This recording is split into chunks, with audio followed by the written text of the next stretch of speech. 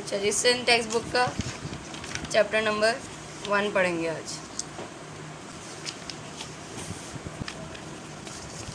Start करते हैं introduction से। Biology is the branch of natural sciences, यानी कि इसमें हम सारी चीज़ें जो पढ़ेंगे वो नेचर से रिलेटेड होंगी। Which deals with the study of living beings, यानी कि जिंदा चीज़ों के बारे में इसके हम मालूमात हासिल करेंगे इसमें। ठीक है, चंद यानी कि सांस लेने का अमल। उसके बाद है हमारे पास ग्रोथ यानी कि बढ़ना। उसके बाद है 6 इरिटेबिलिटी, यानी कि हमारे पास जो हमारे पास हिस्सियात होती हैं, हम फील करते हैं कोई चीज़, हमें किसी ने नोचा, किसी ने काटा, तो वो चीज़ जो हम महसूस करते हैं वो। मेटाबॉलिज्म, यानी कि खाना हजम जो हो रहा होता है हमारे अंदर, मतलब खाने से एनर्जी जो बन रही होती है, ये होता है एनर्जी बनने का प्रोसेस, मेटाबॉलिज्म। ठीक है, उसके बाद है हमारे पास डेवलपमेंट। डेवलपमेंट का मतलब है नशोनुमा, बढ़ना यानी कि। और लास्ट हमारे पास रिप्रोडक्शन। रिप्रोडक्शन का मतलब है कि मतलब जो इंसान है तो उनसे इंसान ही पैदा होते हैं। सही है, तो इस तरह से ये रिप्रोड्यूस करना कहलाता है। अच्छा जी, नेक्स्ट है हमारे पास डिवीजन्स एंड ब्रांचेस। अब डिवीजन्स जो हैं वो अलग हैं, ब्रांचेस अलग हैं। ब्रांचेस जो हैं वो ज़्यादा हैं, डिवीजन्स जो हैं वो सिर्फ 3 ही हैं। तो ये बात आपको ख्याल रखनी है कि पेपर में अगर डिवीजन्स आ रहे हैं तो डिवीजन्स लिखनी है, ब्रांचेस आए तो ब्रांचेस लिखनी है। डिवाइड जो होता है वो 3 मेजर ब्रांचेस में हो रहा होता है। सही है, ये एक अलग क्वेश्चन है। या पहला वाला जो मैंने पढ़ाया था ऊपर करें, तो यहाँ तक आप मार्क कर लें, ये एक अलग क्वेश्चन आएगा। सही है, ये सिर्फ डेफिनेशन के तौर पे आ सकता है। अगर बायो की डेफिनेशन लिखें तो आप साथ में चाहें तो ये लिख सकते हैं, अगर 1 नंबर से ज़्यादा की डेफिनेशन आ रही है तो। ठीक है, 1 नंबर की डेफिनेशन आए तो सिर्फ इतनी लिखनी है, वरना ज़्यादातर इसमें से एमसीक्यूज़ बनते हैं। डिवीजन जो है ये आता है जैसे 3 नंबर तक का सवाल आ सकता है, शॉर्ट में आ सकता है। सही है, अब इसके 3 मेजर पार्ट्स हैं। नंबर 1 है जोलॉजी, नंबर 2 है बॉटनी एंड नंबर 3 है माइक्रोबायोलॉजी। अब जोलॉजी जो है वो जू से याद रखना है कि ये एनिमल्स की स्टडी है। लॉजी का मतलब होता है स्टडी, कहीं पे भी लॉजी आए तो इसका मतलब है स्टडी।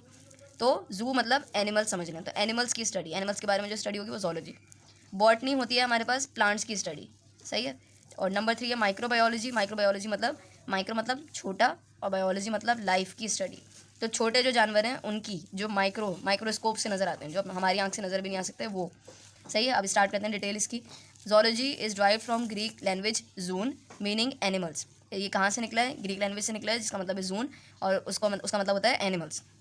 और logos means study, it deals with the study of animals. सही है, बॉटनी हो गया हमारे पास कि ये जो है वो निकला है ग्रीक वर्ड ब्यूटेन से। ब्यूटेन का मतलब है प्लांट्स, एंड लोगस मीन्स स्टडी, यानी कि प्लांट्स की स्टडी।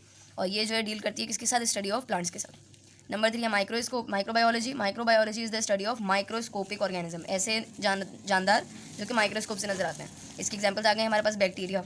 सही है, which can be seen only with the help of microscope, जो कि सिर्फ और सिर्फ किसकी मदद से दिखते हैं? माइक्रोस्कोप की मदद से। अच्छा, अब नेक्स्ट है हमारे पास ब्रांचेस। ब्रांचेस में हमारे पास आती हैं कि कौन कौन सी चीज़ें जो है हम बायोलॉजी के अंदर पढ़ सकते हैं। सही है, modern biology deals with the structure, function and many other descriptions of living organism. Biology के अंदर हम क्या क्या चीज़ें पढ़ रहे होते हैं? स्ट्रक्चर, यानी कि बज़ाहिर कोई चीज़ कैसी दिखती है। फंक्शन, वो काम कैसे करती है। और अदर डिस्क्रिप्शंस, यानी कि और उसके बारे में चीज़ें, किसके बारे में? Living things. किस तरह से आती हैं कि जैसे 16 ब्रांचेज आपकी बुक में दी हुई हैं, तो इसमें से कोई भी 3 या 4 आ सकती है पेपर में कि ये आप लिख दें, या तो खुद दे देंगे या लिखेंगे कि एनी 3 ब्रांचेज, एनी 4 ब्रांचेस। और इसके अलावा ये किस तरह से आ सकती हैं कि हमारे पास एमसीक्यूज़ में आ सकती हैं कि डेफिनेशन लिख दीजिए, the study of external form and structure of organism, और पूछा कि ये किसकी जो है डेफिनेशन है, तो आप बताएंगे कि ये मॉर्फो की डेफिनेशन है। ठीक है, अब इसके अंदर हम स्टार्ट करते हैं ब्रांचेस। नंबर 1 है हमारे पास मॉर्फोलॉजी। मॉर्फोलॉजी में हम क्या पढ़ते हैं? External form and structure of organism, यानी जो भी जानदार है, जो जानवर है, वो हमारे पास बाहर से किस तरह से दिखता है। सही है, यानी कि बाहर से उसकी बनावट कैसी है। जैसे इंसान के बारे में हम बात करें तो उसकी आंखें हैं, नाक है, 2 पैर पे चलता है, वो 2 हाथ होते हैं, ये उसकी मॉर्फोलॉजी हो गई। ठीक है, नंबर 2 है anatomy, the study of internal parts. अब ये क्या थी? एक्सटर्नल पार्ट्स, और एनाटमी क्या है? Internal parts of body. सही है, इसके अंदर हम अंदर की चीज़ें पढ़ते हैं। अंदर में जैसे हमारे पास आ जाता है कि भाई हम क्या कहते हैं, हमारे पास स्टमक होता है, हमारे अंदर हार्ट होता है, लिवर होता है, तो ये सब चीज़ें हो जाती हैं, एनाटमी में पढ़ते हैं इसके बारे में। सही है, of organism by cutting them open, जो इंसान को हम काट के, जैसे कोई भी लिविंग ऑर्गेनिज्म उसके बीच में से ऐसे कट लगाते हैं, उसके बाद उसे खोलते हैं तो हमें नजर आता है कि उसकी अंदर क्या चीज़ें मौजूद है। Cell biology, the study of cells and its organelles, जो सेल्स के बारे में पढ़ते हैं और उसके ऑर्गेनल्स के बारे में पढ़ते हैं, उसे कहते हैं सेल बायोलॉजी। अब सेल क्या होता है ये हम आगे वीडियोस में डिस्कस करेंगे। सेल जो होता है वो बेसिक यूनिट ऑफ लाइफ होता है। हर जानदार जो होता है वो बहुत सारे सेल्स से बना हुआ होता है। इसके बारे में हम आगे और पढ़ेंगे। ठीक है, नेक्स्ट है हमारे पास histology. Histology is the study of structures of tissues of plants and animals. Cells जो होते हैं वो सेल्स जब बहुत सारे मिलते हैं तो बनता है टिश्यू, और टिश्यू के बारे में जब हम पढ़ते हैं तो उसे कहते हैं हिस्टोलॉजी। ठीक है, अब वो किसी के भी टिश्यूज़ हम प्लांट्स के हों या एनिमल्स के हों तो उसे क्या कहेंगे? हिस्टोलॉजी। नेक्स्ट आ गया हमारे पास physiology, the study about functions of living organism. अब हमने पढ़ लिया था कि जो है क्या कहते हैं, लिविंग ऑर्गेनिजम्स के अंदर क्या चीज़ें होती हैं? एनाटमी में। अब वो चीज़ें फंक्शन कैसे करती हैं, काम कैसे करती हैं? अब दिल है तो दिल के बारे में हमने पढ़ लिया, दिल में ये है, ये सारी वेन्स हैं वगैरह, ये एनाटमी में पढ़ ली। अब वो काम किस तरह से कर रहा है, कि खून कहाँ से आ रहा है, कहाँ जा रहा है, धड़क किस तरह से रहा है, ये चीज़ें हम पढ़ते हैं फिजियोलॉजी में। नेक्स्ट आगे taxonomy. Taxonomy is the study of rules, principles, grouping and naming of living organism. यानी कि जो है हम हर जानदार का नाम किस तरह से रखते हैं, हर जानदार का नाम किसी न किसी वजह से रखा जाता है, सही है। तो जैसे कि हमारे पास फ्रॉक का होता है राना टिग्रीना, तो वो टिग्रीना वो एक ग्रुप का नाम है, सही है, और जो राना है वो उसका नाम है, फ्रॉक का नाम है। ये साइंटिफिक नेम्स होते हैं। तो किसी भी जानवर का जो है वो साइंटिफिक नेम किस तरह से रखते हैं, तो ये टेक्सोनॉमी में पड़ता है, सही है। ह्यूमन का साइंटिफिक नेम क्या होता है? होमो सेपियंस, सही है। ये चीज़ें एमसीक्यूज़ में आती हैं। नेक्स्ट है हमारे पास genetics.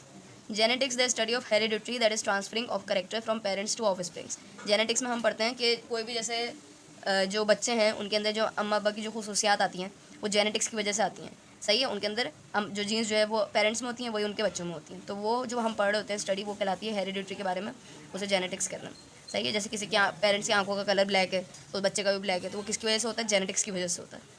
Next developmental biology, the study of formation and development of embryo. Embryo किस तरह से बन रहा होता है, ये जो चीज़, ये पढ़ाई जो होती है। एम्ब्रियो क्या होता है? एम्ब्रियो होता है हमारे पास जो एग्स बन रहे होते हैं। फॉर एग्जांपल मुर्गी का जैसे अंडा बन रहा है, तो उसके अंदर फॉर्मेशन किस तरह से हो रही है, उसके अंदर चूजा किस तरह से बन रहा है, उसके अंदर उसकी डेवलपमेंट किस तरह से हो रही है, ये सारी चीज़ें हम पढ़ते हैं डेवलपमेंटल बायोलॉजी में। अच्छा, उसके बाद है हमारे पास एनवायरमेंटल बायोलॉजी। इसमें हम पढ़ते हैं कि लिविंग ऑर्गेनिज्म का नॉन लिविंग ऑर्गेनिज्म से क्या ताल्लुक है। जैसे कि हम जो है वो फॉर एग्जांपल हम प्लांट्स से जो है वो लेते हैं ऑक्सीजन, और हम प्लांट्स को क्या देते हैं? Carbon dioxide. तो ये हमने एक एनवायरनमेंट के साथ अपना एक हमारा ताल्लुक है, सही है ना। हम प्लांट से कुछ ले रहे हैं, उसको बदले में कुछ दे रहे हैं। अच्छा, तो ये इन्वायरमेंटल बायोलॉजी में ये सब पढ़ रहे होते हैं कि हमारे नॉन लिविंग से क्या ताल्लुक है, नॉन लिविंग एनवायरमेंट से। नेक्स्ट हमारे पास आ गया पैलियोंटोलॉजी। पैलियोंटोलॉजी क्या है? The study of remote past organic life with the help of fossils. इसमें हम क्या पढ़ रहे होते हैं कि पुराने ज़माने में जो है वो क्या चीज़ें पाई जाती थी। रिमोट मतलब पुराना, पास्ट, सही है, बहुत पुराने ज़माने में। जैसे डायनासोर्स की हमारे पास हड्डियाँ मिली, तो हमने अंदाज़ा लगाया कि डायनासोर्स के अंदर ऐसा होता होगा, या ऐसे चलते होंगे, हमने देखा तो नहीं है उन्हें, तो ये उनके फॉसिल्स मिलते हैं, तो उससे हम उनके बारे में पढ़ते हैं कि उनकी लाइफ कैसी थी, वो हम पढ़ते हैं पैलियोंटोलॉजी में। नेक्स्ट है हमारे पास बायो टेक्नोलॉजी। बायो टेक्नोलॉजी, दोनों लफ्ज़ जो मिलकर ही समझ में आ रहे हैं कि हम टेक्नोलॉजी की मदद से ज़िंदगी में जो चेंजेस पैदा कर रहे होते हैं। द स्टडी अबाउट टेक्निक्स, ऐसी टेक्निक्स पढ़ना जो कि मैनिपुलेशन में मदद करती हैं किसकी? जीन्स की, यानी कि इंसान के अंदर जो हमारे पास जो कैरेक्टरिस्टिक्स हैं, यानी अगर किसी चीज़ की वजह से फॉर एग्जांपल किसी को कोई बीमारी हो रही है किसी जीन्स की वजह से, उसके सेल्स की वजह से, तो उसे हम टेक्नोलॉजी की मदद से कैसे बदलेंगे, ये हम पढ़ते हैं बायोटेक्नोलॉजी में। नेक्स्ट हमारे पास सोशियो बायोलॉजी। इसमें हम पढ़ते हैं social behaviour of living organisms, यानी कि वो दूसरों से किसी भी लिविंग ऑर्गेनिज्म का क्या मतलब रिलेशन है, किस तरह से वो उसको देख के बिहेव करता है। जैसे फॉर एग्जांपल कोई जो है हमने फॉर एग्जांपल टाइगर को देखा तो हम डर गए, तो ये हमारा बिहेवियर है। तो ऐसी अलग अलग इंसान बिहेवियर शो करता है, तो उसे हम किस में पढ़ रहे होते हैं? सोशियो बायोलॉजी में। नेक्स्ट है हमारे पास पैरासाइटोलॉजी। पैरासाइटोलॉजी में हम क्या पढ़ रहे होते हैं? पैरासाइट्स के बारे में। पैरासाइट्स होते हैं रेंगने वाले जानवर, कीड़े, सही है, छोटे छोटे से। जैसे हमारे पास सर में जैसे किसी के लाइस होती हैं जो हैं, तो वो हम किस में पढ़ेंगे? पैरासाइटोलॉजी में पढ़ेंगे। नेक्स्ट हमारे पास फार्माकोलॉजी। फार्माकोलॉजी में हम पढ़ते हैं study about action of drugs, यानी कि ड्रग्स से मुराद है दवाइयाँ।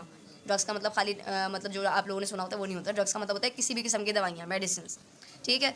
मेडिसिन का किसी भी लाइफ पे, इंसान पे क्या असर हो रहा है, उसके जिस्म पे जाके किस तरह से असर हो रहा है, वो हम पढ़ते हैं फार्माकोलॉजी में।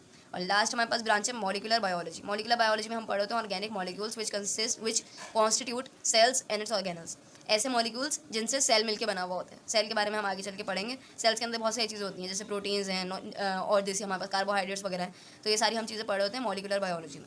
अब यहाँ तक जो है हमारे पास ब्रांचेस हैं। ब्रांचेस आपको एज इट इज़ बिल्कुल लाइन से रट्टा मारने की, बिल्कुल 10 के 10 नाम याद करने की ज़रूरत नहीं है। इसमें से आपको 4-5 भी जो है वो अच्छे से याद रह जाए लिखने के लिए, तो वो बहुत है, सही है। शॉर्ट क्वेश्चन आएगा, 3 आपको लिखने के लिए दिए, आप आराम से अपनी पसंद की जो आपको अच्छे से याद है वो लिखना, सही है। और बाकी सारी जो है पढ़नी ज़रूरी है, क्योंकि ये आपके पास एमसीक्यूज़ में आ सकती हैं। जैसे आपके पास एमसीक्यूज़ में दे दिया है study about action of drug is, और उन्हें ऑप्शन दे दिए फार्माकोलॉजी, सोशियो, और इस तरह से सारे ऑप्शन दे दिए जाए। तो आपको पता होना चाहिए कि ऑप्शन क्या सही है, ठीक है। रट्टा लेकिन सब कुछ नहीं मारना है, समझना है। Okay bye.